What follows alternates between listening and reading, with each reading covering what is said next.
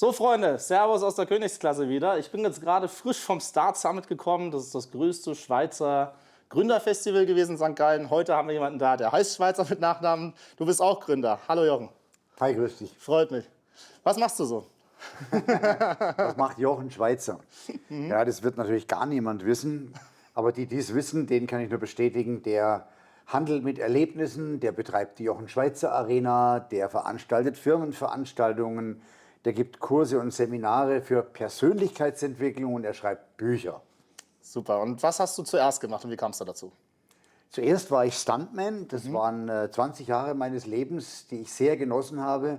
Gefährliche Jahre, aber ich habe sie sehr genossen und wurde dann Unternehmer und heute bin ich Mentor und gebe weiter, was ich in meinem Leben gelernt habe. Ich bin jetzt im 67. Lebensjahr und damit definitiv in meinem letzten Lebensdrittel angekommen. Das erste Lebensdrittel war wild, frei, Abenteuer, gefährlich. Das zweite Lebensdrittel habe ich viel Geld verdient als Unternehmer. Und in diesem dritten Lebensdrittel, und das dritte Drittel ist ja immer das letzte Drittel gleichzeitig, es kommt ja kein viertes Drittel, ne, geht ja mathematisch nicht. In diesem letzten Lebensdrittel möchte ich Wissen und Erfahrungen, die ich generieren durfte in diesem Leben, weitergeben an die nachfolgende Generation. Das ist toll. Da hast du auch ein Buch dazu geschrieben zum Thema, ne? Habe ich mehrere Bücher dazu geschrieben. Das letzte war welches? Dieses? Das aktuelle ist ein Roman, der heißt mal. Die Begegnung, eine Geschichte über den Weg zum selbstbestimmten Leben. Ist tatsächlich auch mein erster Roman. Sachbücher habe ich schon einige geschrieben. Und die Idee zu diesem Roman, die hatte ich in einer Sturmnacht auf meiner Hütte im hohen Norden Norwegens. Da besitze ich so einen Rückzugsort, mein Refugium, mein spirituelles Zuhause. Und in dieser Sturmnacht stellte ich mir die Frage, wenn jetzt dieser 15-jährige Jochen, der ich mal war, dieser breit gebaute, langhaarige Revoluzer, ja, dieser aufmüpfige Tu nicht gut, wenn der durch die Tür jetzt käme, was hätte ich dem zu sagen? Und da ist mir ziemlich viel eingefallen. Und aus dem Gedanken heraus habe ich eine Geschichte konstruiert, in der sich ein jugendlicher Ausreißer und ein alter Abenteurer in einer Sturmnacht treffen. Also was für eine Überraschung, ja. Und die gesamte Weisheit, die akkumulierte Weisheit des alten Abenteurers, die wird in dieser sogenannten Rauhnacht, das ist eine dieser mystischen Nächte, die das Sonnenjahr vom Mondjahr trennen, wird eben vermittelt von Hakun an Sverrir. Aber es gibt natürlich auch die Geschichte um Heimdall, um Olaf Olafsen, um die schöne, starke Innegret. Es ist ein schöner Roman, der zu meiner großen Freude dann auch Bestseller wurde, obwohl der Literaturexperte, der die erste Rezension kommunizierte, sagte, der Jochen Schweizer wird mit diesem Buch keinen Erfolg haben, weil es so diametral in der Botschaft, in der Tiefe, in der Mystik, im mythologischen Sinne mit seiner Fun-Kick-Marke nicht korrespondiert. Aber er hat Gott sei Dank nicht recht behalten. Was ist denn so das Key Takeaway aus deinem Buch Die Begegnung? Also was ist der Tipp, den du jungen Leuten geben würdest, dir selber? Es gibt 3 Ebenen von Freiheit. Es gibt die Grundebene der Freiheit, das ist persönliche Freiheit, setzt finanzielle Unabhängigkeit voraus. In der Welt, in der wir leben, kannst du nicht frei sein, wenn du nicht finanziell unabhängig bist. Das ist ja für jeden was anderes, aber du musst finanziell unabhängig sein. Die zweite Ebene der Freiheit ist die politisch-gesellschaftliche Freiheit. Da haben wir leider nur wenig Einfluss drauf. Je nachdem, in welches System wir geboren sind, in welcher Zeit wir leben, ist diese politische Freiheit, die systemische Freiheit etwas, mit dem wir einfach, oder Unfreiheit, mit der wir umgehen müssen. Aber die dritte und wichtigste und höchste Ebene der Freiheit ist emotionale Freiheit. Weil emotionale Freiheit fußt auf dem Gedanken, dass ich radikal vergeben muss. Das habe ich in einem der letzten Absätze in dem Roman zusammengefasst.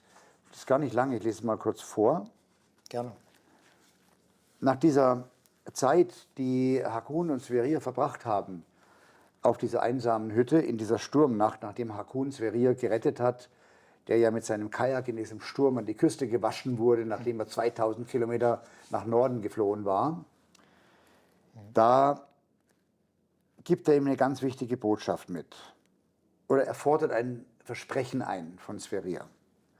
Er sagt, in der Vergangenheit haben Menschen dich sehr verletzt. Menschen, die dir eigentlich hätten nahe sein sollen und denen du anvertraut warst. Du musst diesen Menschen vergeben. Du musst ihnen radikal vergeben. Dieses radikale Vergeben bedeutet, dass du die Hoffnung aufgeben musst, die Vergangenheit könnte irgendwie anders sein, als sie war.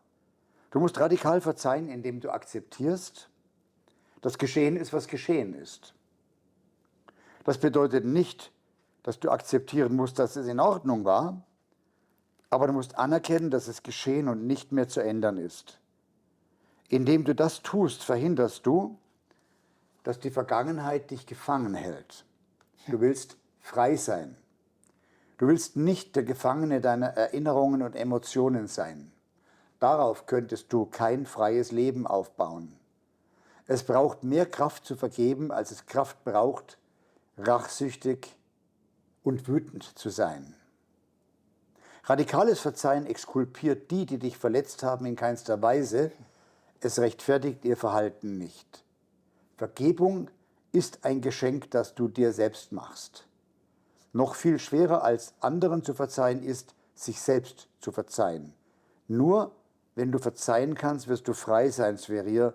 Du wirst bereit sein. Und dann trennen sich diese beiden Männer, nachdem das gesamte Lebenswissen von Haakon sich auf Sverrir übertragen hat. Und das ist mir einfach eine große Freude. Deswegen heißt es ja auch so, die Begegnung, eine Geschichte über den Weg zum selbstbestimmten Leben. Denn jeder Mensch kann etwas mehr Freiheit und etwas mehr Selbstbestimmung in sein Leben holen. Das ist wunderschön. Gab es denn eigentlich bei dir selber dann auch einen Moment, wo du sagst, da musste ich jemandem verzeihen und mir selber verzeihen? Und was war das? Unbedingt, unbedingt. Aber das würde jetzt den Rahmen sprechen, wenn ich darauf eingehen würde. Aber auch ich bin verletzt worden und auch ich habe schreckliche Fehler begangen. Aber es macht keinen Sinn, zurückzuschauen. Es macht auch keinen Sinn, zu bereuen. Denn Reue ist ja auch sowas wie ein Angriff auf dich selbst. Du musst in der Lage sein, anderen zu vergeben, aber du musst auch in der Lage sein, dir selbst zu vergeben. An einem bestimmten Punkt, nicht sofort, aber an einem bestimmten Punkt. Und dann kannst du auch an dir selber wachsen und dich selber weiter Du entfalten. kannst dich selbst weiterentwickeln zu einem freieren und selbstbestimmteren Leben. Was macht dir denn so am meisten im Leben Spaß? Am meisten macht mir Spaß, anderen Menschen Freude zu machen, ihnen Erfahrungen zu vermitteln, die sie nicht machen würden, wenn sie mir nicht begegnet wären. Ich habe 50 Jahre lang gebraucht, um den eigentlichen Sinn meiner Existenz zu begreifen. Ich glaube, mein Dharma, also meine Bestimmung ist, dass ich bringe Menschen, die mir begegnen, dazu, Dinge zu tun, die sie nicht tun würden, wenn sie mir nicht begegnet wären.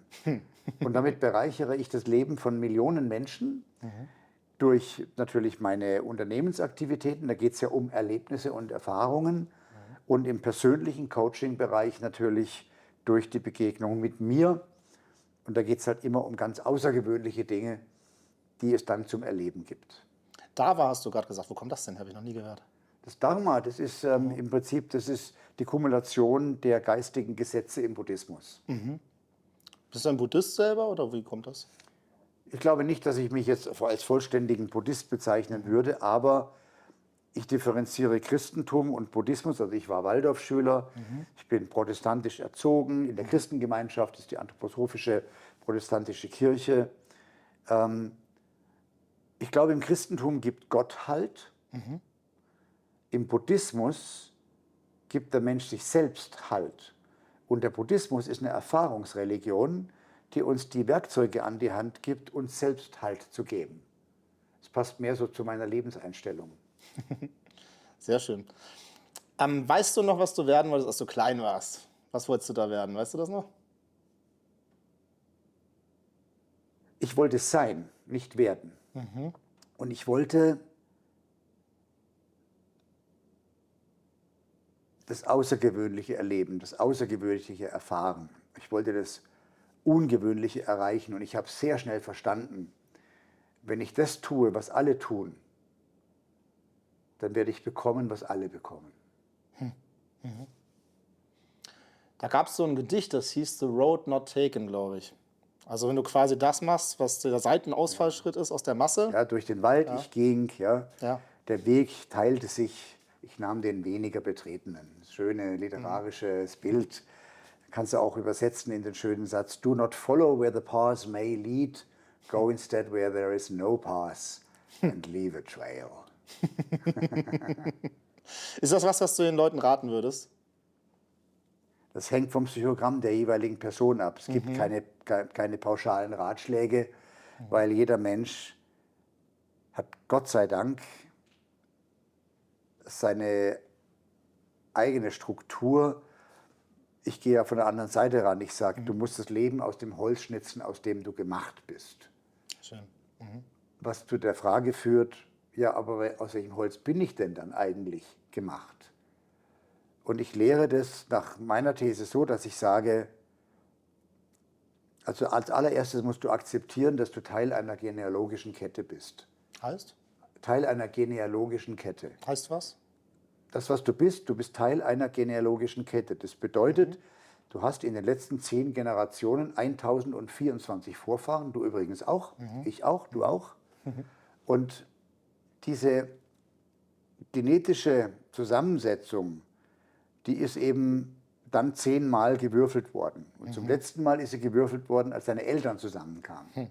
Nicht wahr? Also du bist Teil dieser genealogischen Kette, die du ja 30.000 Jahre und ich weiß gar nicht, 10.000 Generationen prinzipiell mal zurückverfolgen kannst, zumindest gedanklich. Und das gilt es anzuerkennen, daran ist nichts zu ändern. Zweitens, deine Geworfenheit. Wie wirst du auf diese Welt geworfen? Bist du das in Liebe gezeugte und erwartete Kind einer wohlhabenden Akademikerfamilie oder bist du das Kind einer Vergewaltigung? Das kannst du dir nicht aussuchen. Und der dritte Faktor ist deine Sozialisierung. Auch da bist du zunächst mal in einer Situation, dass für dich entschieden wird. Und es ändert sich etwa im Alter von 15 Jahren. Weil da beginnen junge Menschen, manche heutzutage auch noch viel früher, für sich zu entscheiden und auch ein Bild davon zu bekommen, wer oder was sie sein wollen. Und das ist der Zeitpunkt, wo du zum Unternehmer deines eigenen Lebens wirst, wo du der Kapitän des Schiffes bist oder wirst, mit dem du durchs Leben steuerst. Und dieses Bewusstsein, das lehre ich, du brauchst dieses Bewusstsein und wenn du dieses Bewusstsein hast, dann weißt du, dass am Ende alles von dir selbst abhängt. Als Kapitän deines Lebens, wie gehst du da als Jochen Schweizer mit brenzlichen Situationen zum Beispiel um? Gelassen, sachlich. Wenn ich auf große Probleme treffe, weiß ich, dass dieses große Problem wahrscheinlich mal ein kleines Problem war, was nicht behandelt wurde, deswegen konnte es groß werden. Und ich löse Probleme, indem ich sage, das ist kein Problem, das ist eine neue Situation und zerlege das in verschiedene kleine Situationen, die ich nacheinander abarbeite. Aber es bringt nichts, in Panik zu geraten, sondern man schlägt sich mit den Mitteln auf der Position, auf der man eben gerade steht. Hast du Angst vor irgendwas noch? Angst? Oder bist du komplett angstfrei? Nein, ich bin nicht komplett angstfrei, aber das ist jetzt kein Gefühl, was bei mir sehr stark vorkommt. Ich habe natürlich all die Ängste, die natürlicherweise uns davor beschützen, uns selbst umzubringen. Aber ich bin mir gleichzeitig auch bewusst, dass die meisten Menschen eine Vielzahl von Ängsten haben, die sie begrenzen und beschränken. Ängste, die rational auch nicht sinnvoll sind. Das sind Ängste, die Menschen daran hindern, ihr ureigenes Potenzial zu entfalten, ihre ureigenen Talente in sich selbst zu entdecken und zur Entfaltung zu bringen. Und um diese Ängste zu überwinden, weil sie uns eben daran hindern, wirklich frei zu sein, denn unsere wahre Bestimmung ist es, frei zu sein. Und um frei zu sein, müssen wir auch frei von Angst sein. Ich korrigiere, müssen wir in der Lage sein, mit der Kraft unseres Willens unsere Ängste zu kontrollieren. Wer ist denn der Jochen Schweizer hinter dem Jochen Schweizer, hinter der Marke? Der Jochen Schweizer ist ein Kajakfahrer, ein leidenschaftlicher Kajakfahrer. Das war ich immer. Als junger Mann war Kajakfahren sogar sowas wie meine Religion. Es ging darum, in windigen Plastikbooten die wildesten Flüsse und höchsten Wasserfälle zu befahren. Natürlich möglichst solche, auf die sich noch nie ein anderer zuvor gewagt hatte. Das war tatsächlich über eine lange Zeit in meinem frühen Leben lebensbestimmend. Ich bin ein leidenschaftlicher Motorradfahrer. Ich bin nach dem Abitur mit dem Motorrad durch Afrika gefahren. Wow. Ich bin dann Fallschirmspringer geworden, Gleitschirmflieger, Drachenflieger, Taucher, Eiskletterer. Ich habe so viele faszinierende Sportarten erlernen und auch betreiben dürfen, für was ich bis heute extrem dankbar bin. Und heute steht eigentlich im Zentrum sehr stark Zazen-Meditation, Yoga, nach wie vor viel Skifahren, Freeriden, wenn möglich, wenn die Stehbedingungen es zulassen. Ich gehe nach wie vor sehr gerne zum Kajakfahren. Ich sammle alte Mahagoni-Rennkajaks, Oh, wow. restauriere die. Das ist eine unglaublich beruhigende Arbeit. Ich habe 50 alte Mahagoni-Rennkajaks zusammengetragen. Also praktisch jedes Boot, was seit den 60er Jahren jemals produziert wurde, bevor die dann von Carbonbooten abgelöst wurden. Und ich liebe es, in diesen Kajaks zu paddeln. Es gibt einen schönen Film auf YouTube, der heißt Paddeln ist Zen, Z-E-N. Also in Paddeln kommst du ganz zu dir selbst. Das ist wie eine Art Bewegungsmeditation. Wie schaffst du es in deinem Alltag? Gibt es einen Alltag bei dir eigentlich? Und wie schaffst du es dann da auch, dich wieder so ein bisschen runterzuholen, wenn es zu viel Stress gibt zum Beispiel? Indem ich mir bewusst Auszeiten setze. Es gibt keinen Alltag bei mir, sondern mein Leben ist ja sehr spontan, hat starke Amplituden. Und an einem Tag stehe ich auf einer riesen Bühne, wie jetzt gerade komme ich von der OMR in Hamburg, 70.000 Menschen vor Ort, 8.000 Zuhörer im Saal. Und dann spreche ich wieder bei einem Camin Fire Talk mit 5 CEOs, die einen Großteil der deutschen Wirtschaft lenken. Dann bin ich wieder, wie jetzt heute, Teil eines Seminarprogramms mit Michael Ehlers und Frederik Hömmeke. 1789-4 heißt dieses Seminar, findet in Norwegen statt. Dann bin ich natürlich wieder in meinen Unternehmen engagiert, in irgendwelchen Aufsichtsratssitzungen oder whatever. Also es ist vielfältig. Gibt es noch was dich sehr inspiriert? Irgendwas Neues aus dem letzten Jahr, wo du sagst, das hat mich wirklich inspiriert? Das wusste ich gar nicht von mir. Ja, ich habe begonnen tatsächlich einmal mit anderen namhaften Lehrenden sogenannte Kooperationsseminare zu veranstalten. Mit Michael und Frederik zum Beispiel in Norwegen oder mit Hermann Scherer in Vietnam und Kenia. Und ich habe auch eigene Online-Kurse produziert, in denen ich Wissen weitergebe, weil das wesentlich preiswerter ist, als wenn ich das in Präsenz mache. Und ich erreiche damit auch viel mehr Menschen. Und es gibt einen Online-Kurs, von dem ich glaube, dass er sehr gut gelungen ist. Der heißt Handle. Handle. Wie du der Mensch wirst, der alle deine Probleme löst. Denn wenn du jemanden suchst, der dir zu mehr persönlicher Freiheit verhilft, wenn du jemanden suchst, der dir zu mehr finanzieller Unabhängigkeit verhilft, wenn du jemanden suchst, der dir hilft, dein Unternehmen zu gründen und auf den Weg zu bringen. Wenn du so jemanden suchst, dann schau in den Spiegel. Egal, was du suchst, du wirst es in dir selbst finden. Das ist gar nicht die Suche nach anderen, die einem helfen, sondern dass man das selber aus eigener intrinsischer Motivation Nee, manche machen das ja. Viele Menschen glauben ja, man braucht Hilfe von außen. Das kann klappen. Ja. Meistens klappt es nicht. Was aber viel öfters klappt, ist, wenn du dich auf dich selbst verlässt und wenn du sagst, wenn ich jemandem sage, alles ist in dir, du musst es nur entdecken und zur Entfaltung bringen und du musst dann auch bereit sein, den Schmerz der Disziplin zu ertragen. Also am Schmerz kommst du sowieso nicht vorbei. Erzähl mal, wieso? Naja, entweder hast du Disziplin und es tut weh, oder du hast keine Disziplin, es tut auch weh. Kommt nur später und ist schlimmer. Also am Schmerz kommt eh nicht vorbei. Okay. Nicht wahr? Ja. Und Schwierigkeiten zu haben, ist ein Zeichen dafür, dass die Dinge normal sind. Schmerzen gehören unbedingt dazu, aber meistens überleben wir. Aber es ist ja oft so, dass man kurz vor einem Durchbruch, also wenn man diesen Erfolg hat, durch ganz, ganz widrige Umstände plötzlich kommt, oder? Das kann passieren. Und das ist eben jetzt die Frage, bist du in der Lage, dein Momentum aufrecht zu erhalten?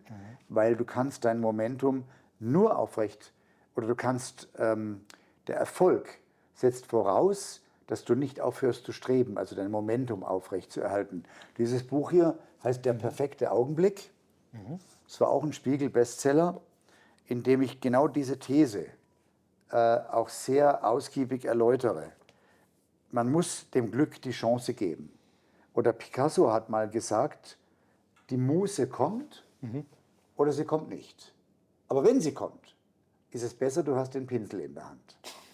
Damit will ich sagen, wenn du aufhörst zu streben, ja, dann kann ja der glückliche Umstand gar nicht entstehen, weil dann ist ja gar kein Momentum mehr da, auf den der richtige Augenblick treffen könnte. Was du bestimmen kannst, ist dein Streben, die Power, das Momentum, deine eigene Qualifikation zu erhöhen. Aber den Zeitpunkt, den bestimmst du nicht. Der kommt oder er kommt nicht. Gibt keine Garantie, dass er kommt. Nur wenn du aufhörst zu streben, dann kann er nicht kommen. You got no choice. Wir wollen ja jungen Leuten vor allem was vermitteln. Es geht ja in der Königsklasse auch tatsächlich um die Selbstwirksamkeitserwartung, also was wir gerade hatten, das, was man selber mitbringt, zu entfalten und an sich selber zu glauben. Wir haben daraus eine Marke gebaut, die Königsklasse. Jochen Schweizer ist auch eine Marke. Inwiefern ist das denn bekannt? Also was siehst du so in Deutschland, was Leute denken, wenn sie Jochen Schweizer hören und was wird daraus? Ja, was wir wissen, ist, dass die Markenbekanntheit etwa 85% beträgt. Damit ist es eine der bekanntesten Publikumsmarken. Aber entscheidend ist doch zu wissen, was eine Marke eigentlich ist. Königsklasse ist, wie du sagst, auch eine Marke. Die wird auch eine Bekanntheit haben. Und ich glaube, Marken sind wie Leuchttürme. Leuchttürme bieten Orientierung, nicht wahr? Die Kapitäne der Schiffe, die die Küste entlangfahren, die orientieren sich an Leuchttürmen. Und Verbraucher, Konsumenten orientieren sich an Marken, weil die Marken geben Orientierung. Ein Leuchtturm ist aber nie auf Sand gebaut, sondern immer auf solidem Fels, damit er allen Stürmen trotzen kann. Und so ist es auch mit Marken. Marken, die dürfen nie auf Sand gebaut sein, sondern Marken brauchen ein solides Fundament. Und das solideste Fundament einer Marke sind immer die Werte, das Wertekonzept. Bei einer inhabergeführten Marke, bei einer Personenmarke jetzt wie Jochen Schweizer zum Beispiel, sind natürlich die Werte des Gründers fast immer auch die Werte der Marke und die Werte, die im Unternehmen gelebt werden, weil der Gründer formt ja das Unternehmen nach seinen Vorstellungen. Und ich habe in meinem Leben, wenn ich mal einen Fehler gemacht habe, fast immer gegen meine eigentlichen Werte verstoßen mit Entscheidungen. Es war immer die Grundlage für einen Fehler, womit die Frage sich stellt, ja, aber was sind denn dann eigentlich deine Werte? Also wenn du es mal ganz schnell antwortest aus Werten, es gibt die Werte wie Sicherheit, Freiheit, Familie, Abenteuer, Geld verdienen. Was sind deine wichtigsten Werte? Ganz schnell, sag mal spontan. Rechtschaffenheit, Zusammenhalt und Empathie. Wunderbar, sind drei ganz wertvolle Werte. Entscheidend ist aber, ich habe eine App gebaut, eine Webseite, die heißt Der Wertekompass oder wertekompass.de. Wertekompass.de ist kostenlos. Da kann jeder drauf gehen und kann innerhalb von 15 Minuten aus Hunderten von Werten seine 10 zentralen und wichtigsten Grundwerte bestimmen. Das ist nämlich hochinteressant. Toll. Und kann die auch verdichten auf die 4 zentralen Grundwerte. Und warum habe ich über Freiheit geschrieben in diesem Roman? Weil Freiheit für sehr viele Menschen zu den 4 wichtigsten Grundwerten zählt. In meinem Fall gehört dazu außerdem noch Authentizität, Integrität, finanzielle Unabhängigkeit natürlich und natürlich den höchsten Wert, die Freiheit. Und der Wertekompass ist völlig umsonst. Und ich glaube, wenn man sich Ziele setzt, dann ist es wichtig, dass diese Ziele mit den eigenen Werten korrespondieren. Es gibt nämlich auch fremdbestimmte Ziele oder traditionsgeleitete Ziele. Opa war Schreiner, Papa war Schreiner, ich werde auch Schreiner. Vielleicht bist du aber in Wahrheit ein Philosoph. Also könntest du an deiner eigentlichen Seinsbestimmung vorbeischrammen, weil ja das ein fremdbestimmtes Ziel ist oder in dem Fall ein traditionsgeleitetes Ziel. Und heilsame Ziele, die man sich setzt, die fußen immer auf den eigenen zentralen Werten. Und die zu kennen, neben dem Holz, aus dem man geschnitzt ist einer der wichtigsten Grundpfeiler für ein erfolgreiches Leben. Wunderschön. Wo siehst du dich selber in 5 Jahren? Noch am Leben. Hast du noch Ziele? Ich habe viele Ziele und viele Träume, aber vielleicht nochmal zu den Zielen. Wenn es konkrete Ziele sind, ich sage es auf Englisch, a goal without a timeline is just a dream. Wenn ich noch eine Frage stellen darf, wäre, hast du an junge Leute Tipps für ihr Leben? Ja, ist ganz einfach. Ja? Never give up. Super. War das auch was du selber gelernt hast, als du jung warst? Niemals aufzugeben. Und wenn ja, wie?